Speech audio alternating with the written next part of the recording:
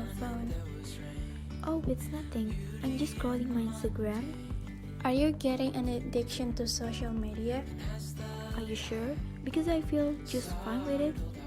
Well, yesterday I joined a webinar about social media addiction, and I'm gonna tell you what I heard yesterday.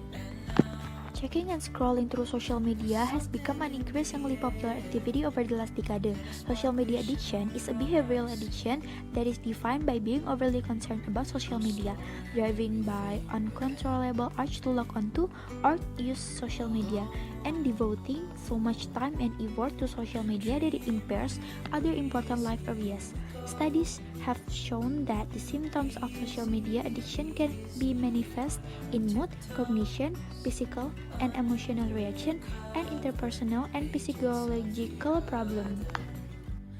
You know, social media definitely isn't a tool. If something is a tool, it genuinely is just sitting there, waiting patiently. But if something isn't a tool, it's demanding things from you, it's seducing you, it's manipulating you. It wants things from you. Social media isn't a tool that's just waiting to be used. It has its own goals, and it has its own means of pursuing them by using your psychology against you. There's 1,000 reasons why teens may be addicted to social media. With the click of just a couple of buttons, kids in our generations are able to send pictures to each other on Snapchat as well as gossip and converse through DMs. But have you ever wondered how this system works? How can we use this for free? One factor that may underline the negative effects of social media addiction is self-esteem.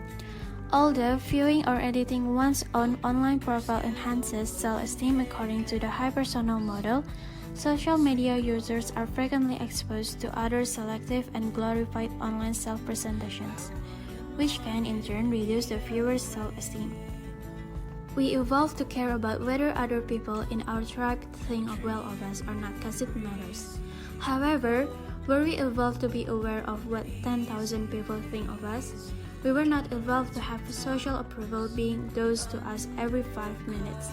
That wasn't at all what we were built to experience. We curate our life around this perceived sense of perfection because we get rewarded in these short-term signals hearts, likes, thumbs up, and we confide that we value and we confide that we treat it.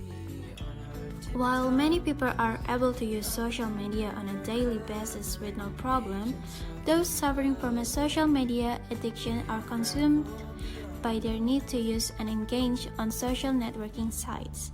Luckily, the condition is very treatable, and many have successfully recovered. The best ways to break an addiction to social media is hobbies that help a teen improve themselves mentally or physically, meditation and spiritual activities, long walks alone or time spent with a therapist. Managing a teen's screen time and encouraging them to do so on their own for their own health and future is critical. The point is getting used to an offline world.